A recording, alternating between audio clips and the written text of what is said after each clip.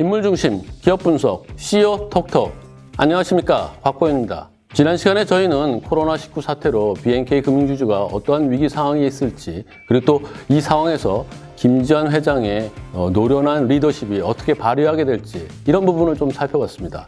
오늘은 김지환 회장이 이 위기 상황을 극복할 구체적인 비전 그리고 과제, 이런 것들을 집중해서 살펴보는 그런 시간을 갖도록 하겠습니다.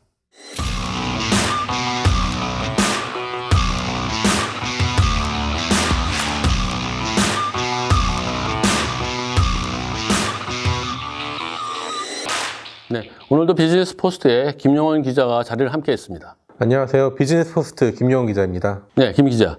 이와 같은 위기 상황에 BNK 금융주의 대응 방법이 굉장히 궁금하거든요. 김지환 회장은 정말 어떤 전략과 방법을 가지고 이 상황을 극복해 나가려고 하고 있을까요? 네, BNK 금융은 은행 계열사인 부산은행 그리고 경남은행에 연간 실적을 거의 다 이전을 하고 있는데, 이런 구조에서 벗어나는 게 가장 시급하다고 보입니다. 지금 말씀하신 것처럼 역설적으로 부산은행과 경남은행의 비중을 좀 줄이고 타 부분을 좀 넓히는 그런 전략을 펼쳐야 이 코로나19로 온 이 위기 상황을 극복할 수 있는 그런 성장 동력을 만들어낼 수 있다. 이런 의미로 지금 해석할 수 있는 거죠? 그렇습니다. 국내 주요 금융주주사는 앞다퉈서 비은행 부분을 강화하고 은행의 이존을 낮추는 체질 개선을 진행하고 있는데, 이 BNK 금융 같은 경우는 지역 경제의 이존이 크다 보니까 이런 변화에서 상대적으로 좀 뒤처지고 있다, 이렇게 볼 수 있습니다.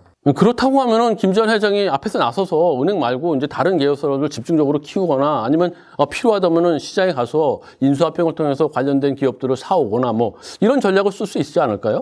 그렇습니다. 김지환 회장은 실제로 지난해 말부터 이 두 가지에 모두 속도를 내면서 BNK 금융이 어느 정도 안정화가 됐다, 이렇게 판단해서 사업 확장에 속도를 내고 있습니다. 네, 맞습니다. 정말 김지환 회장이 처음 BNK 금융지주 회장을 맡았을 때 내부가 너무 정신이 없기 때문에 조직을 안정화하는 것이 중요하다, 이렇게 얘기했고, 지금은 상당 부분 이제 안정이 된 것 같아요. 그러니까 새로운 분야를 지금 개척해 나가는 것들이 이제 필요할 때가 됐는데, 그러면 인수합병에 나서는데 이 부분들이 좀 구체적으로 나타난 것들이 있나요? 네, BNK 금융은 지난해 말 삼성생명이 보유하고 있던 여의도의 한 대형 빌딩을 2천억 원 가까이 드는 거액에 인수한 걸로 알려졌는데요. 앞으로 김지환 회장은 BNK 자산운용과 같은 계열사가 이 빌딩을 활용해서 리츠라든지 이런 부동산 금융 사업에 활용하도록 할 계획을 세우고 있습니다. 좀 부동산 금융 그러면은 은행권에서, 금융권에서 새롭게 떠오르는 그런 대체 투자가 되고 있거든요. 과거처럼 앉아서 이제 예금 받고 그다음에 대출해주고 이 금리 차이, 그러니까 예대 마진으로서 이제 장사를 했던 이 시절은 이제 지났거든요. 그러면은 부동산은 그렇게 치고 다른 기업들을 좀 인수합병하는 뭐 이런 그 움직임은 없나요?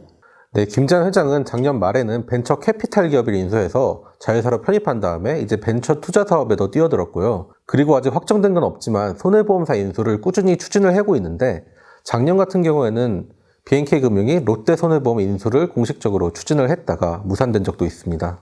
맞아요. 그 롯데 쪽에 그냥 금융계열사를 이제 쭉 매각하는 그런 작업이 있었을 때 굉장히 시장이 뜨거웠습니다. 그 중에 BNK 역시도 관심이 있었고, 근데 결국은 이제 무산이 됐었는데, 이 과정에서 김지환 회장이 새로운 분야, 영역을 넓히는 것, 이것에 대해서 상당한 의지를 보이는 것들이 좀 엿보였었거든요.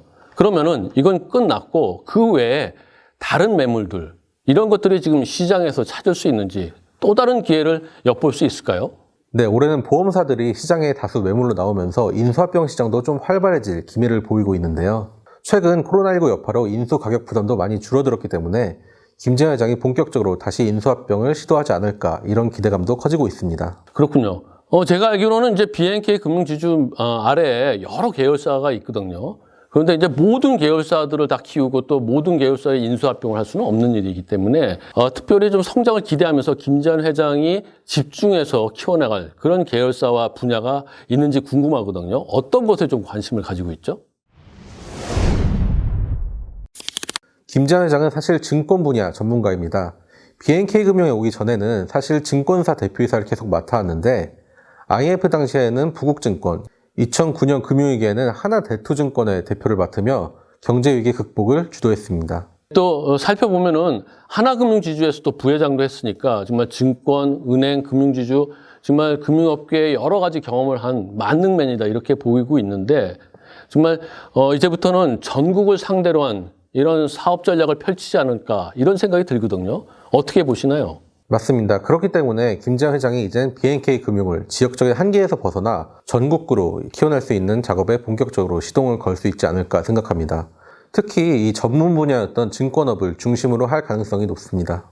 사실 좀 인지도나 규모나 이런 면에서 좀 부족하지만 BNK 금융지주 내에 BNK 투자증권이라고 증권사가 있어요. 그러면 김재환 회장이 여기에 집중 전략을 펼쳐서 몸집도 좀 키우고 그다음에 시장에서 인수합병할 수 있는 대상도 찾고 뭐 이런 전략을 펼 수 있을 것 같은데 그런 식으로 좀 전개가 되고 있나요? 김재환 회장은 작년에 BNK 투자증권에 유상증자를 실시해 몸집을 키웠고 연간 순이익을 작년에 5배 정도인 1천억 원 수준까지 올리겠다는 아주 공격적인 목표를 내놓으면서 육성에 시동을 걸고 있습니다. 김재환 회장이 강한 의지를 보였기 때문에 추가 유상증자를 통해서 그룹 차원의 지원이 더해지거나 아니면 아예 다른 증권사를 인수합병해서 몸집을 키우는 등 다양한 가능성이 거론되고 있습니다. 근데 하지만 그 BNK 투자증권이 인지도도 낮고 아직 규모도 너무 작기 때문에 김재환 회장이 임기 안에 그와 같은 꿈꿨던 그런 규모와 사업 영역이 만들어질지 그건 좀 저희들이 좀 지켜봐야겠네요.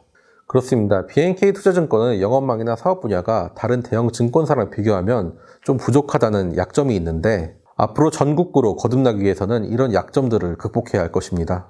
하지만 김재환 회장이 증권 분야에서 경험이 많고 또 대형 금융주주 계열 증권사에서도 대표이사를 맡아왔기 때문에 앞으로 기업 공개나 인수합병 같은 시장에서 존재감을 키우면서 BNK 금융을 전국구로 도약하기 위해서 노력할 걸로 예상됩니다. 네, 그렇군요. 잘 알겠습니다. 네, 김재환 회장은 BNK 금융기주의 그 내부 규정에 따라서 한 번 연임할 수밖에 없었습니다. 그래서 이번에 연임에 성공을 했고 지금 임기를 이어나가고 있습니다.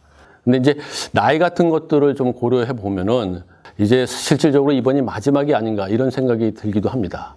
자, 이와 같은 상황에서 코로나19 사태로 정말 한국 경제 전체, 아마 세계 경제 전체가 그런데요.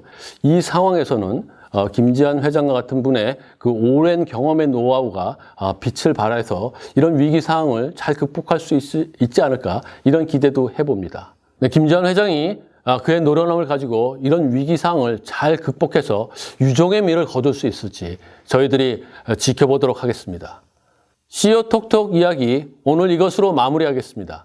여러분 구독하기, 좋아요 꼭 부탁드리겠습니다. 감사합니다.